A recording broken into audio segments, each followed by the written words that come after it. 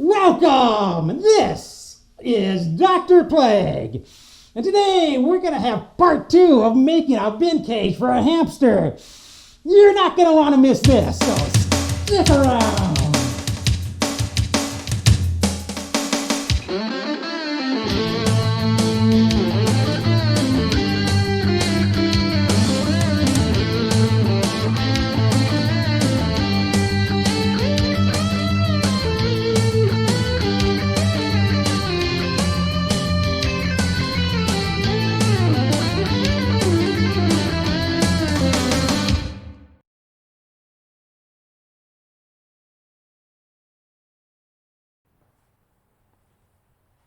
So, last time we left off with gluing and clamping the wooden frame.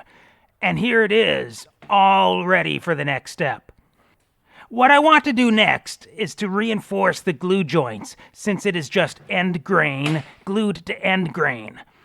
The way that we'll reinforce it is to drill holes into the corners of the bottom of the frame. But not all the way through, just enough to glue cut up pieces of dowel into them.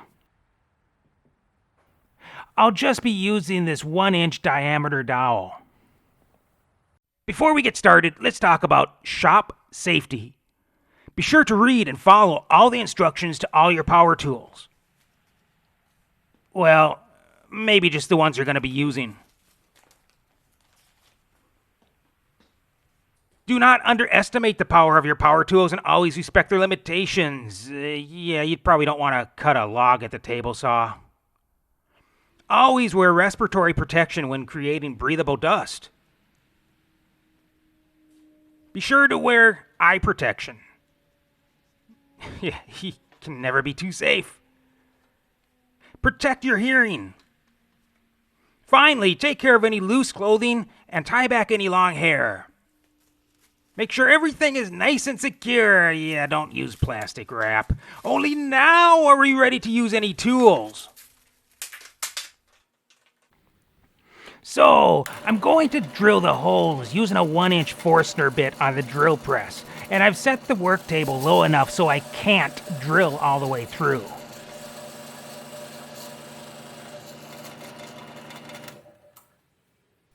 Now, I'm going to test fit the dowel, and I'm finding the fit to be a little tight. I want some room for the glue to squeeze out, so I'm going to sand the dowel down a little bit on the lathe.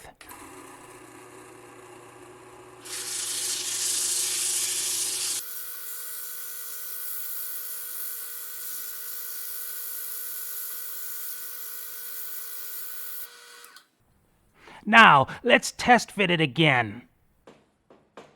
Perfect. Now, I'll cut a small piece on the bandsaw. Notice that I rotate the dowel first to score it all the way around. This will help prevent tear out. This wasn't the best camera angle. Next, I'll apply some wood glue into the hole and clamp the cut up piece of dowel into place.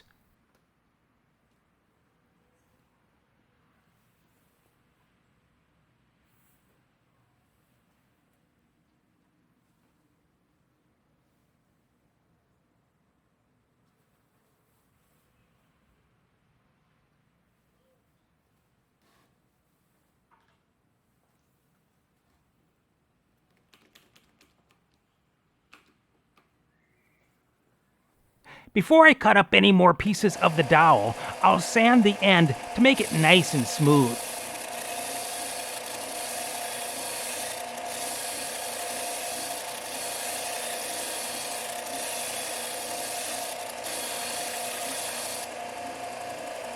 Smooth as a fresh jar of peanut butter, unless it's chunky, of course. All 4 corners are now glued and clamped. Here it is after the glue has dried, and you can see we have quite a bit of cleanup to do. I'll take care of this on the drum sander.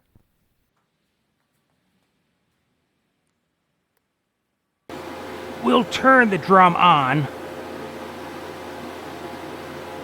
and start the conveyor belt.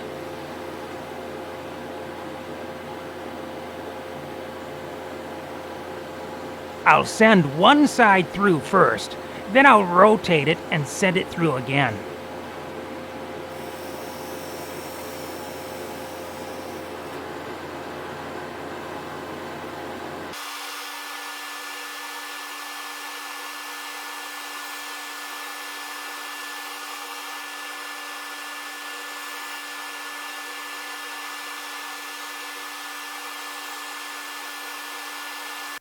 Here it is after a few passes. Absolutely perfect.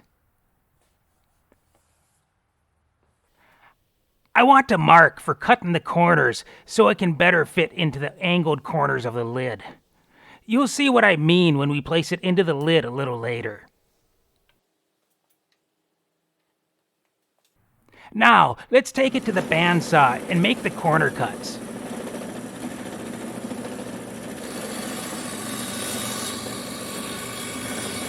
One,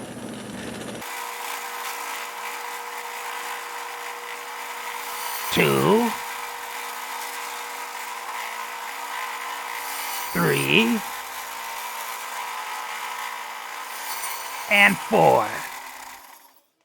I'm using the edge of the lid to mark approximately where to cut it, since the outer curve of the lid is similar to the inner curve.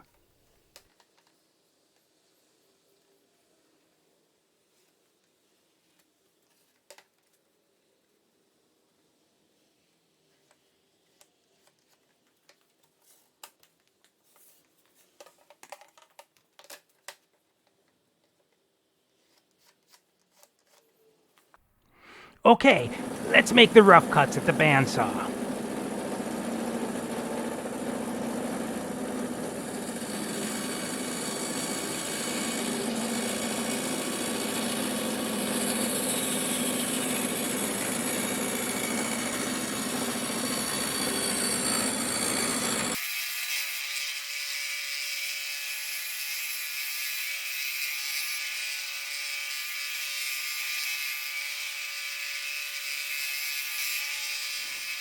Doesn't that look like we're carving a ham? Who else is getting hungry?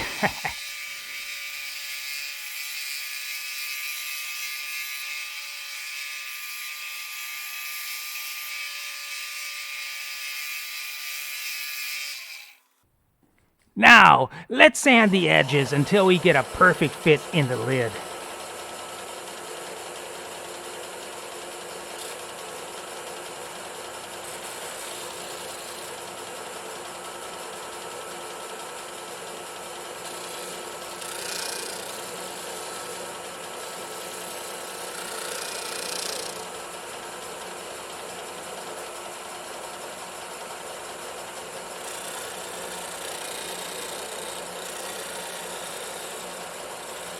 You know, the oscillating belt sander may have been a better choice, since half of the disc rotates upwards and can lift the workpiece.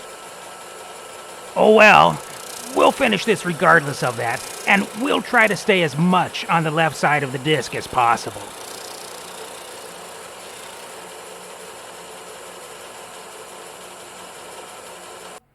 After some sanding, we finally get a perfect fit. Check that out. Beautiful.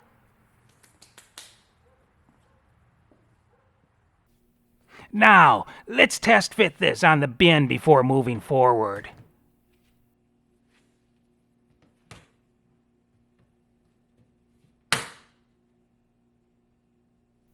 Uh-oh. We can't open it. The frame is too close to the clip, so we can't get our fingers in there to comfortably open it.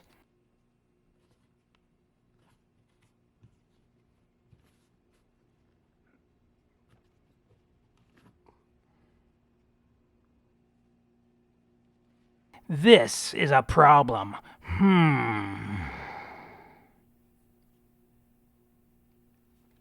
So, that's the end of part 2 of making a bin cage.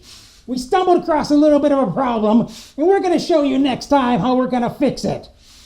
So if you like this video, be sure to peck at that like button, and don't forget to subscribe. We'll see you next time, right here on Dr. Plague.